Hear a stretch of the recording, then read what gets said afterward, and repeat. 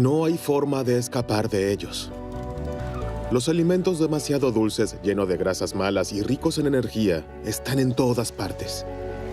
Desde hace décadas, estos modernos hábitos alimenticios le causan problemas a nuestro cuerpo. ¿Pero qué hay del cerebro? ¿Perjudica una mala alimentación también nuestra salud mental, nuestro estado de ánimo y nuestra capacidad cerebral? Sabemos que la comida chatarra engorda, pero también puede atrofiar el cerebro. Entre tanto, también los investigadores del cerebro estudian las consecuencias de nuestros hábitos alimenticios. Una alimentación alta en grasas y rica en azúcar produce cambios a largo plazo en ciertas zonas del cerebro. Esta ciencia, aún joven, revela una nueva faceta de nuestra alimentación. Con un aumento en la ingesta de grasas y azúcar, el cerebro se reprograma. Por lo tanto, lo que pasa por nuestra cabeza también depende del contenido de nuestro plato.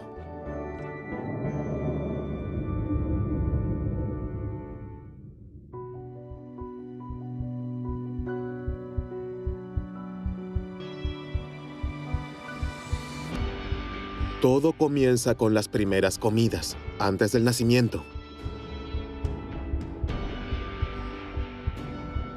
El cerebro se desarrolla durante el embarazo. Su posterior rendimiento depende de la forma en que se alimente, de lo que ha comido la madre durante los 9 meses.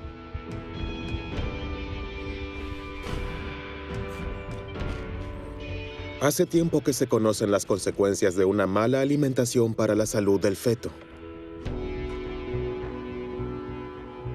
En la actualidad, en Australia, los científicos se ocupan también de los efectos de la alimentación en las funciones cerebrales. Feliz Jacka es profesora en la Universidad de Melbourne. Estudió el comportamiento de miles de niños después de haber observado los hábitos alimentarios de sus madres en un amplio estudio de 23,000 mujeres embarazadas. Seguimos de cerca qué comida chatarra y alimentos procesados industrialmente comían y qué alimentos saludables, nutritivos y ricos en fibra.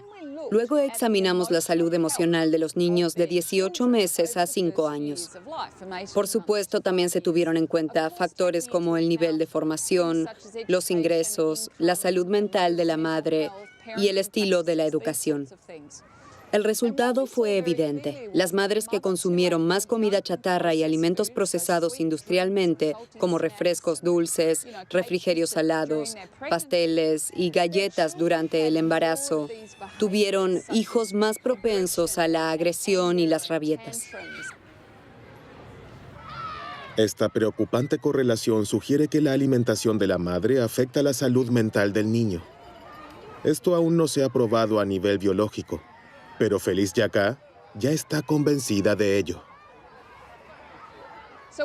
Este amplio estudio noruego mostró que la alimentación de los niños también es importante, independientemente de lo que haya comido la madre. Los niños que comían demasiada comida chatarra y muy poca comida saludable a menudo mostraban un comportamiento furioso o agresivo, pero también dolor, miedo, inquietud y pesadillas. Desde entonces, las conclusiones de Feliz Jacka han sido confirmadas por estudios en España, los Países Bajos y Canadá. Los investigadores del cerebro ven la causa en una ingesta excesiva de azúcar y grasas, pero también en una alimentación desequilibrada. Los alimentos procesados industrialmente y la comida chatarra, que a menudo carecen de nutrientes, no proporcionan lo que necesita el cuerpo, y especialmente las neuronas. En este laboratorio de la Universidad de Burdeos, los científicos están investigando los efectos de la alimentación incompleta en el cerebro de ratones.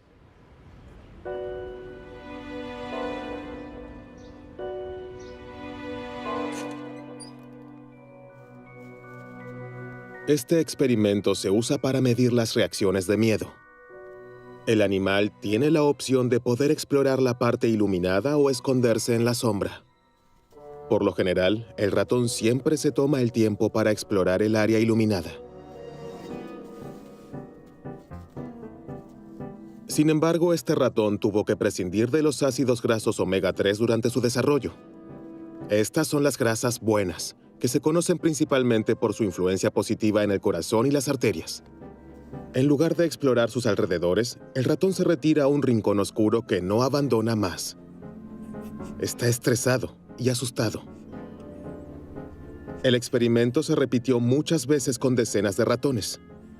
Para los investigadores, este extraño comportamiento se explica fácilmente. Sin ácidos grasos omega 3, el cerebro no puede desarrollarse ni funcionar normalmente, ya que nuestras células grises se componen de un 90% de grasa que el cerebro no puede producir por sí mismo.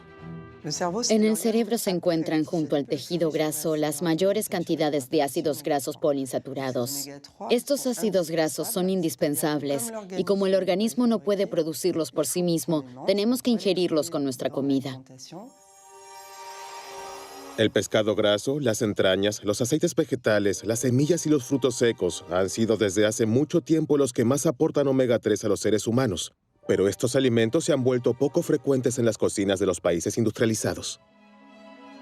La cantidad de ácidos grasos omega 3 que llega al cerebro es clave para el desempeño de sus células, pues a medida que las membranas absorben estos ácidos grasos, mejoran sus propiedades eléctricas. Las neuronas que son ricas en ácidos grasos omega 3 transmiten la señal más rápido y la red es más eficaz. En el caso de deficiencia de ácidos grasos omega 3, el funcionamiento del cerebro puede verse afectado. Grandes sectores de la población muestran una deficiencia en ácidos grasos omega 3. Por eso es importante asegurarse de una ingesta suficiente, especialmente en ciertas etapas como durante el desarrollo, cuando el cerebro necesita grandes cantidades de estos ácidos grasos. Esto también cuenta en la adolescencia, porque en esta etapa los hábitos alimenticios cambian a menudo. También en la vejez, cuando el cerebro absorbe menos los ácidos grasos omega 3, se debe aumentar la ingesta. Por eso, para que el cerebro funcione a toda velocidad, deben evitarse especialmente las deficiencias en la alimentación. Pero se debe disponer de los nutrientes adecuados y la comida debe ser variada. ¿Qué le sucede a las neuronas cuando la alimentación es pobre en nutrientes y sobre todo consiste siempre en lo mismo? El hámster europeo que estuvo extendido durante mucho tiempo aquí en las tierras bajas de Alsacia se enfrenta exactamente a este problema. Desde los años 60 hemos observado una disminución en la población de hámsters que ahora está en peligro de extinción. Al mismo tiempo, el cultivo de maíz ha aumentado cada vez más. Carolina Vold se preguntaba si la caída de la población de hámsters podría deberse al repentino exceso de oferta de maíz. Por ello, en un experimento de laboratorio, alimentó a sus hámsters exclusivamente con este tipo de grano. Durante la temporada de apareamiento, observamos trastornos de conducta en las hembras que se manifestaron en un alto nivel de agresividad y sensibilidad al ruido.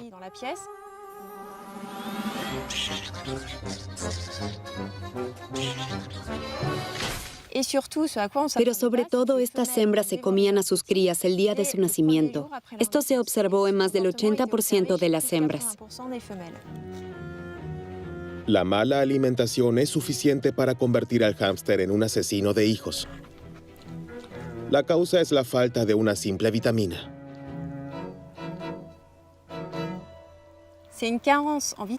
Este comportamiento inusual se debe a una falta de vitamina B3, porque después de haber enriquecido su dieta a base de maíz con esta vitamina, mostraron un comportamiento normal. Comenzaron a amamantar a sus crías tan pronto como estuvieron bien nutridas.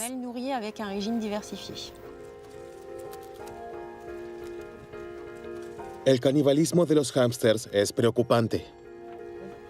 ¿Podría una alimentación poco equilibrada y deficiente llevar también al ser humano a un comportamiento agresivo y violento?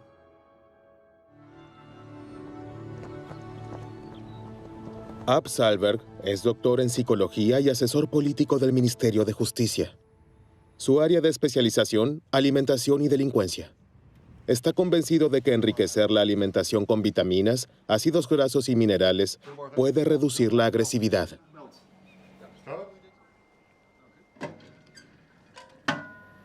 Esta hipótesis es difícil de verificar en la vida normal, porque nuestro comportamiento y nuestros impulsos están determinados por numerosos factores y circunstancias.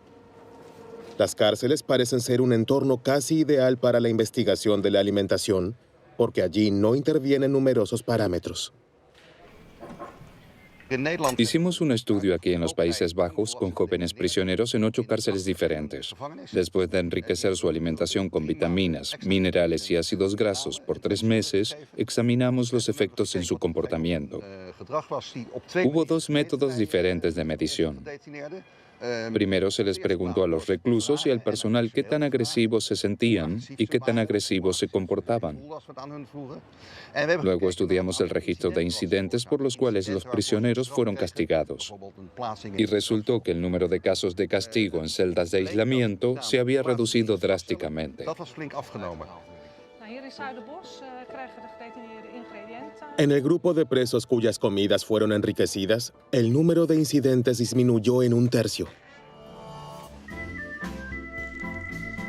Así es que nuestra comida cambia nuestro estado de ánimo y refuerza ciertos impulsos.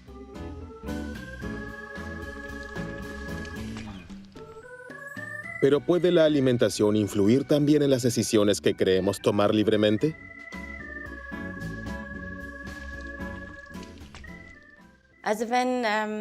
Bueno, cuando se les pregunta a las personas si creen que la alimentación y lo que comen tiene un impacto en su salud, la mayoría responde que sí. Cuando se les pregunta si pueden imaginar que la dieta también puede influir en sus pensamientos y decisiones, muchas personas no pueden imaginarlo.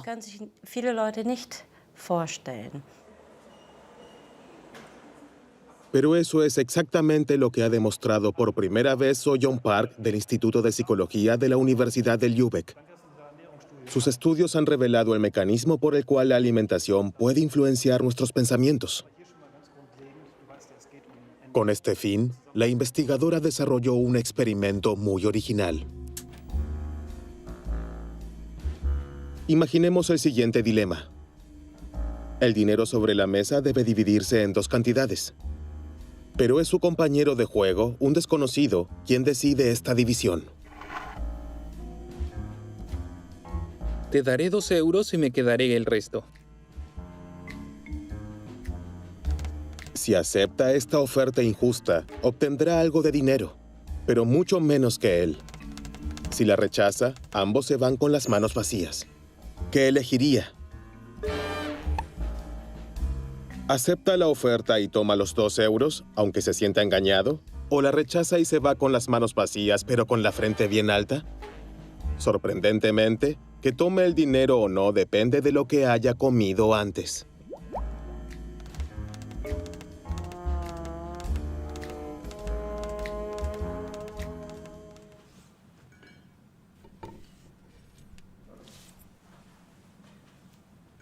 En este estudio, examinamos 24 sujetos que vinieron al laboratorio 2 veces y tomaron desayunos diferentes.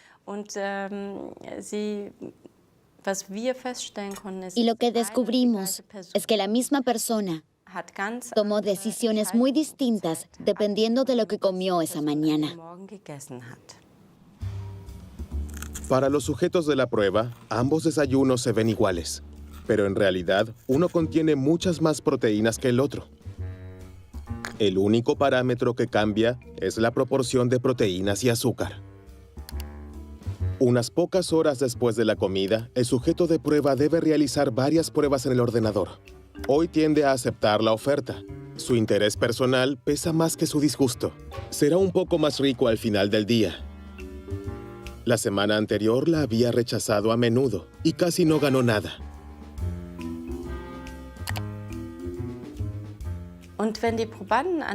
Si los sujetos tenían más proteínas en sus desayunos esa mañana, también fueron más tolerantes ante una oferta injusta.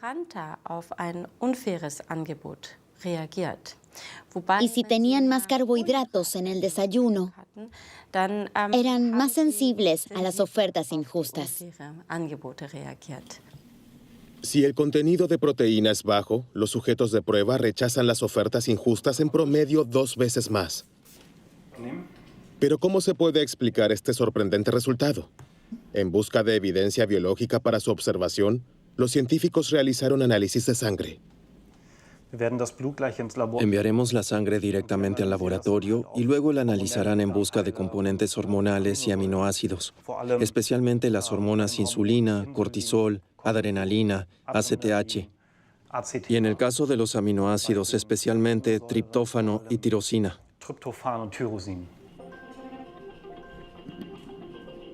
La sustancia más importante en esta lista es la tirosina. Este aminoácido es la sustancia precursora de la biosíntesis de una proteína que es fundamental para las funciones cerebrales, la dopamina. Este neurotransmisor garantiza la comunicación entre las neuronas responsables de la motivación y la disposición a correr riesgos. Los resultados del análisis de sangre muestran que los sujetos cuya sangre contiene más tirosina tienen más probabilidades de aceptar la oferta injusta.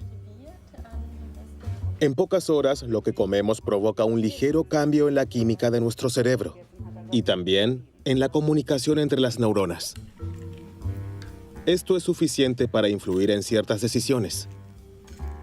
En el Instituto de Psicología de Lübeck continuarán los experimentos a fin de confirmar este resultado, ya que los posibles efectos son amplios.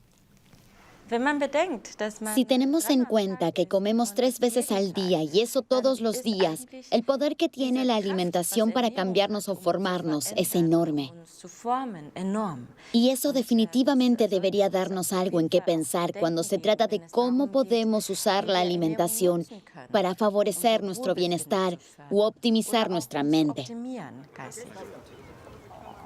Una alimentación incompleta no solo produce un cambio en la función y el comportamiento del cerebro e influye en nuestras decisiones cotidianas.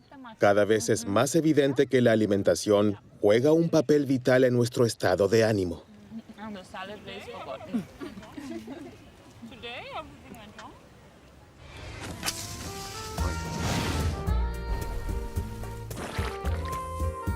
Pero ¿qué pasa con la comida chatarra rica en azúcar y grasas malas? ¿Qué pasaría si no ingiriéramos nada más que eso?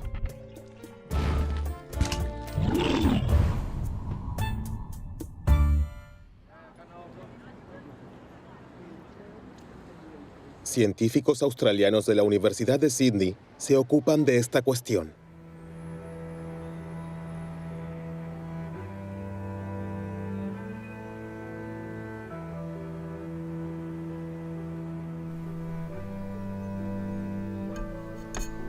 Margaret Morris dirige el único laboratorio en el mundo donde las ratas se alimentan con los alimentos producidos industrialmente que se pueden encontrar en supermercados o cadenas de comida rápida barata.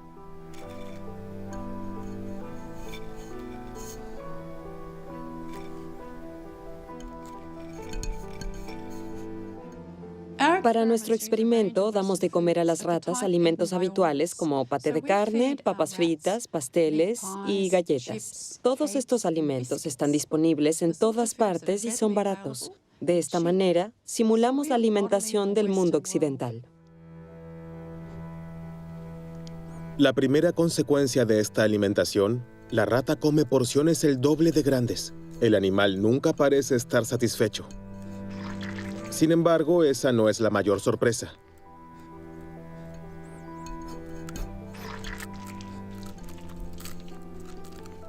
Estamos particularmente interesados en los efectos de esta alimentación en la memoria de los animales. Los medimos con la ayuda de una conocida prueba de comportamiento de reconocimiento de objetos. Para esta prueba, la investigadora coloca algunos objetos en la jaula de una rata. La rata inmediatamente comienza a inspeccionarlos porque los roedores son muy curiosos por naturaleza. Una vez que el animal ha explorado todo y ha memorizado su entorno, se aparta momentáneamente. Movemos un objeto y volvemos a colocar a la rata en la jaula.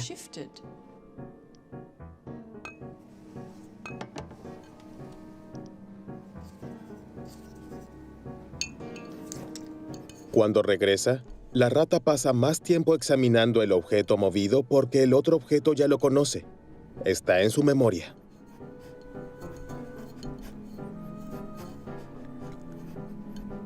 Sin embargo, las ratas sobrealimentadas muestran un comportamiento diferente.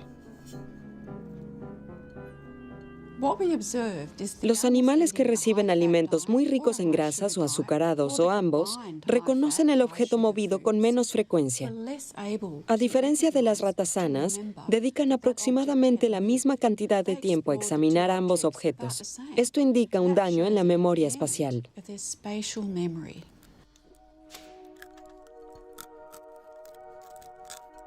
Las ratas sobrealimentadas no solo tienen una memoria espacial dañada, sino también otros trastornos funcionales que son una señal de alarma para los científicos.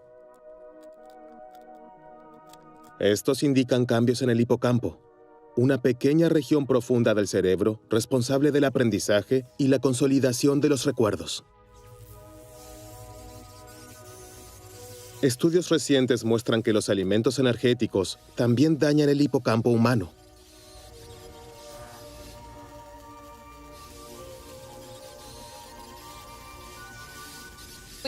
Observamos, por ejemplo, que la calidad de los alimentos afecta al tamaño del hipocampo y también al volumen de materia gris y blanca. Los primeros estudios de intervención muestran que una alimentación de 4 días con comida chatarra es suficiente para deteriorar las funciones cognitivas relacionadas con el hipocampo. Ahora, Margaret Morris está tratando de averiguar cómo los alimentos energéticos dañan el cerebro de sus ratas y reducen su rendimiento.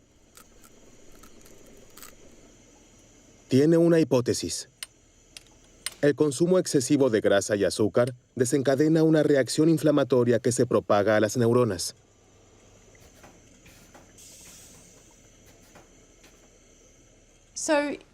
Esta alimentación provoca una reacción inflamatoria en todo el cuerpo. Sabemos esto de personas obesas, pero en este caso la reacción parece muy aguda. Pudimos observar un aumento de citocina y otros agentes inflamatorios.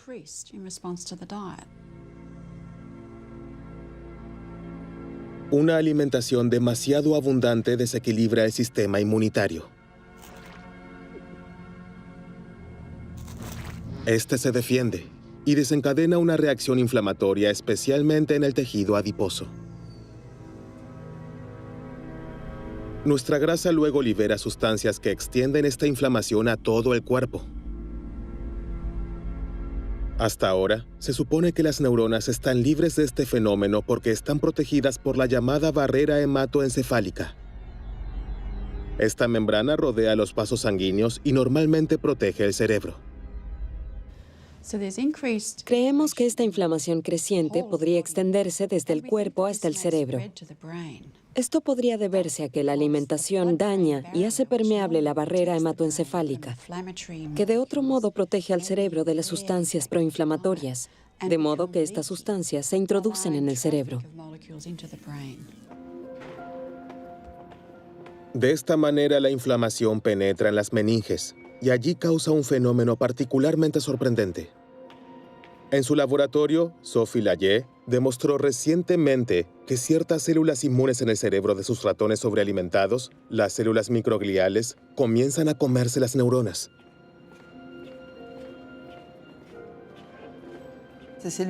Estas células microgliales en el cerebro son importantes porque comen neuronas muertas. Sin embargo, si se descontrolan debido a una alimentación desequilibrada, también comienzan a comerse las neuronas vivas. Si esto adquiere proporciones extremas, contribuye de manera decisiva a la destrucción de las redes neuronales y de las neuronas funcionales que en realidad están sanas. Esta reacción de las células microgliales pudo filmarse in vitro. Las imágenes muestran la energía con la que trabajan. Los rojos son fragmentos de las neuronas que se comen. En el caso de un ratón obeso, su actividad aumenta frenéticamente. Ahora se sospecha que este fenómeno perjudica significativamente la función cerebral.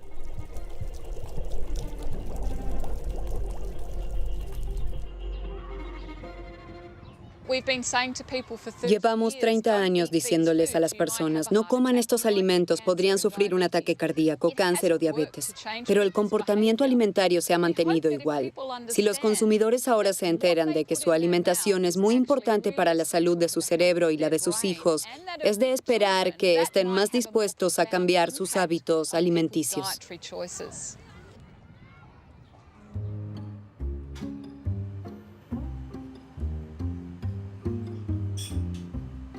Microscopio, mini pipeta y un dispositivo de registro altamente sensible, Xavier Fioramenti posee todas las condiciones técnicas para medir la actividad eléctrica de una sola neurona.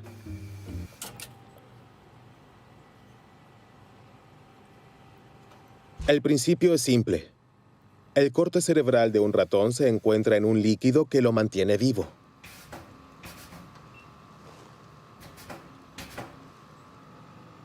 El investigador acerca cuidadosamente su electrodo. Es una tarea particularmente difícil. Ahora llevo la pipeta hacia el cerebro y la acerco a la neurona hasta que hay un contacto. Ya está. Ahora mediremos la actividad eléctrica de las neuronas.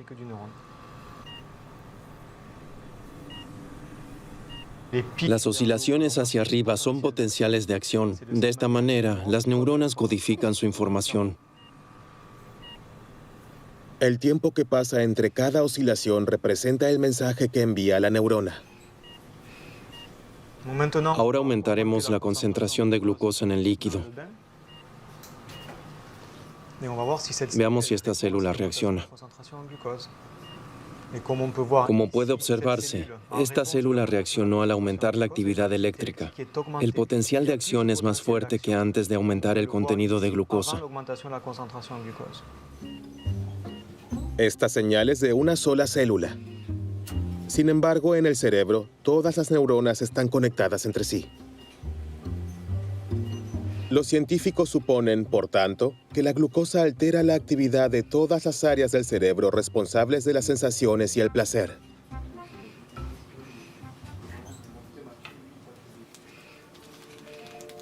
Entonces, ¿el azúcar toma el control de nuestra libertad de elección? Hasta ahora es solo una hipótesis. Por eso la adicción al azúcar es ahora objeto de una intensa investigación en los laboratorios. Y cada vez es más evidente que la influencia del azúcar es semejante al poder de una droga.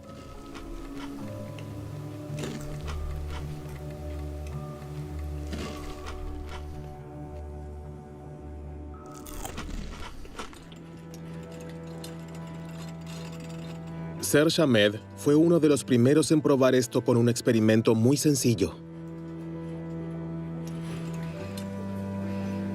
Primero crió ratas con cocaína y azúcar.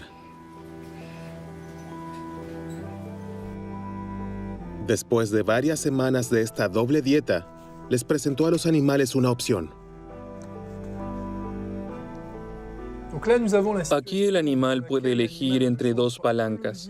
Una está conectada a una jeringa que contiene una droga líquida, una droga dura como cocaína o heroína.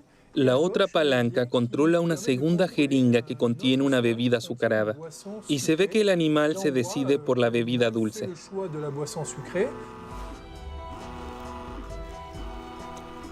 Las ratas eligen agua azucarada 4 veces más a menudo que la droga. Aunque en el caso de la glucosa no hay riesgo de sobredosis, se ve claramente que el deseo no puede reprimirse.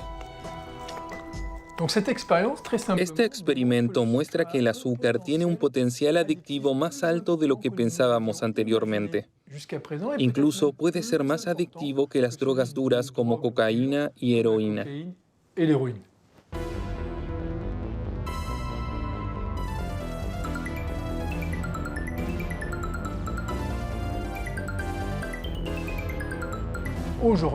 En la actualidad, nuestra nutrición es bastante desequilibrada, porque el azúcar se encuentra en una gran cantidad de alimentos. Por supuesto, esto incluye alimentos dulces, como bebidas azucaradas, pero también productos que no esperamos, como jamón o sopa. Hay muchos más ejemplos de esto. Y el contenido de azúcar de tales alimentos contribuye a que las personas se vuelvan adictas sin darse cuenta.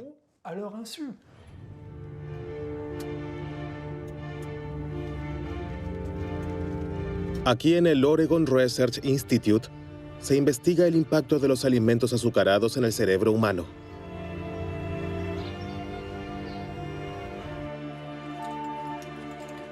Los experimentos muestran que el consumo habitual de alimentos altamente energéticos altera los circuitos neuronales de la misma manera que lo hace el consumo de drogas. Eric Stice ha incorporado al estudio a 100 estudiantes, de los cuales la mitad comió helado regularmente todos los días, mientras que la otra mitad nunca comió helado. Todos vinieron al laboratorio a tomar un batido en una máquina de resonancia magnética, y de esta manera se les proporcionó a los investigadores una idea de su actividad cerebral. Le damos un batido de chocolate hoy y anotamos la actividad de su cerebro, en el momento en el que da un sorbo y justo antes de hacerlo. De esta manera, queremos descubrir más sobre las consecuencias neuronales del consumo de alimentos altamente energéticos. Con la ayuda de un tubo, el sujeto de prueba puede beber el batido sin mover la cabeza. Descubrimos que en el caso de las personas que nunca toman helado, el sistema de recompensa está muy activado, mientras que en los sujetos de prueba que toman helado todos los días, no pudimos observar prácticamente ninguna activación. Esto demuestra que la ingesta regular de alimentos muy altos en calorías reduce significativamente el placer del consumidor. El sistema de recompensa crea una sensación de placer. Reacciona de manera particularmente intensa al consumo de azúcar. Sin embargo, la ingesta excesiva de azúcar reduce su capacidad de respuesta, haciendo que la misma dosis de azúcar sea menos placentera en algún momento. Con su experimento, Eric Stice descubrió otro efecto que es más sutil y quizás incluso más peligroso. Al comer demasiado azúcar, el cerebro es hipersensible a las imágenes de alimentos.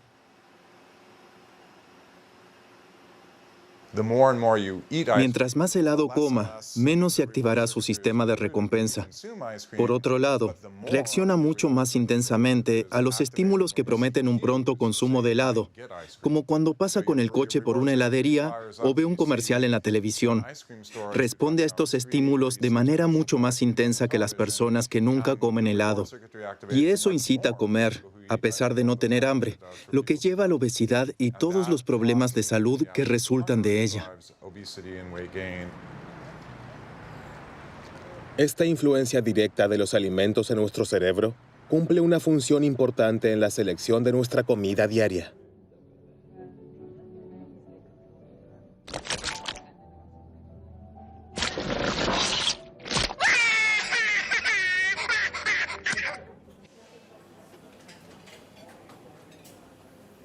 ¿Qué ocurre en el cerebro en el momento que elegimos un postre en lugar de un entremés o pescado en lugar de carne? ¿Quién mueve realmente los hilos?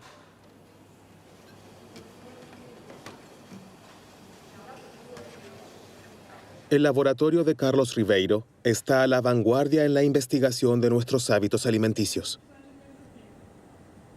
Queremos encontrar todos los componentes, todos los genes, sustancias y neuronas que influyen en nuestro comportamiento alimentario. Para esto tenemos que observar efectos muy pequeños, apenas perceptibles. Un animal muy simple, la mosca, le permite ir por nuevos caminos y probar nuevas hipótesis. Para comprender el comportamiento de alimentación de la mosca, Carlos Ribeiro ha desarrollado un dispositivo con el que puede seguir en detalle las decisiones del insecto. Si la mosca toca la comida, podemos medirla aquí con este sensor. Este es el mismo sensor que también detecta el tacto en la pantalla de tabletas o teléfonos inteligentes, solo que aquí no se toca la pantalla, sino la comida. De esta manera, podemos ver exactamente si la mosca opta por proteínas o por azúcar. Pero también investigamos cómo come, en qué cantidades, con qué rapidez y con qué frecuencia. Analizamos en detalle sus decisiones que son controladas por el cerebro. Con la ayuda de esta técnica, ha demostrado que la mala alimentación tiene una influencia decisiva en el comportamiento alimentario. Por supuesto, las moscas que han sido privadas de proteínas elegirán alimentos ricos en proteínas. Sin embargo, observando más de cerca, descubrió que este no es siempre el caso. A veces teníamos moscas que no mostraban un fuerte apetito por las proteínas. Quisimos encontrar la razón y comprobamos que las moscas que no estaban interesadas en las proteínas tenían ciertas bacterias intestinales. Después de numerosos experimentos, quedó claro que el apetito por las proteínas de las moscas fue inhibido por dos bacterias intestinales muy específicas. Estas dos bacterias tienen un gran impacto en sus decisiones alimentarias.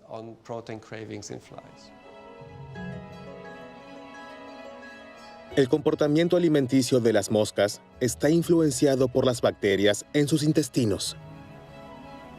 Este sorprendente descubrimiento plantea una pregunta importante. ¿Las bacterias en nuestra propia flora intestinal, conocida por los científicos como microbiota intestinal, afectan también nuestro cerebro?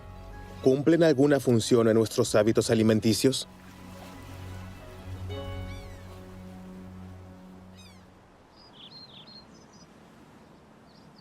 En la Universidad de Cork, en Irlanda, John Cryan es pionero en el estudio de la microbiota intestinal. Logró demostrar que las bacterias intestinales también influyen en ciertos comportamientos de los mamíferos.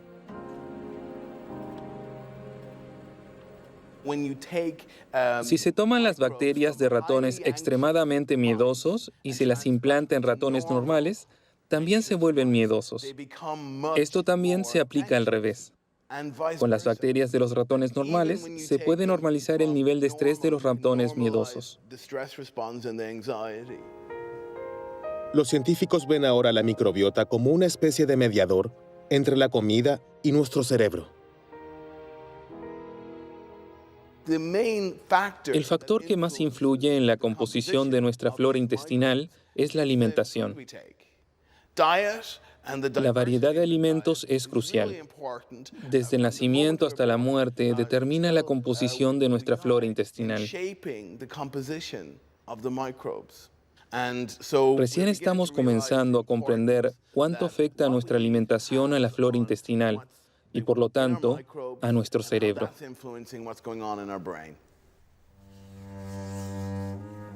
El hecho de que nos sintamos bien depende, entre otras cosas, del bienestar de nuestra microbiota. Una alimentación que es buena para nuestro estado de ánimo es principalmente una que agrade a las bacterias de nuestro intestino. A partir de este descubrimiento, surgió la idea de mimar el cerebro con la ayuda de la alimentación y promover la salud mental. Y aquí los científicos están particularmente impresionados por la famosa dieta mediterránea. La cocina mediterránea tradicional es muy rica en alimentos vegetales, muchos tipos diferentes de lechuga y verduras de diferentes colores, pero también frutas. Las legumbres, es decir, frijoles, lentejas y garbanzos, también son muy importantes. También hay frutos secos y granos, pescado y, por supuesto, aceite de oliva. El aceite de oliva es una parte muy importante de la dieta mediterránea. Creemos que esta amplia diversidad también conduce a una gran variedad de bacterias en nuestros intestinos. Y esta diversidad de la flora intestinal, a su vez, garantiza una buena salud.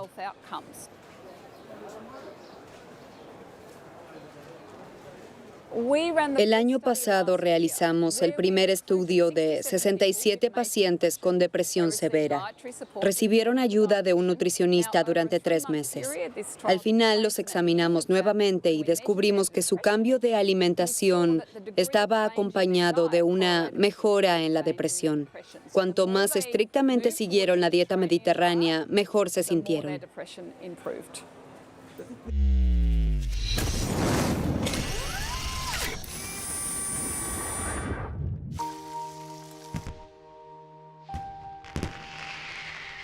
Alimentación al servicio del cerebro. Esta idea se está imponiendo cada vez más. Los científicos ahora están siguiendo todas las pistas. Las especias que se han utilizado en la medicina tradicional india durante siglos ahora se están investigando en los laboratorios debido a sus efectos positivos en la psique.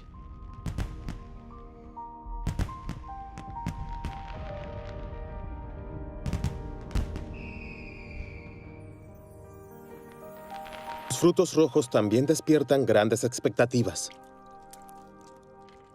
Los polifenoles que contienen son capaces de reactivar las neuronas dañadas.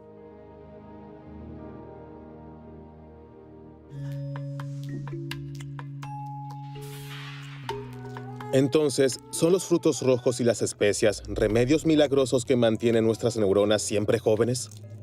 Aún es demasiado pronto para responder a esta pregunta.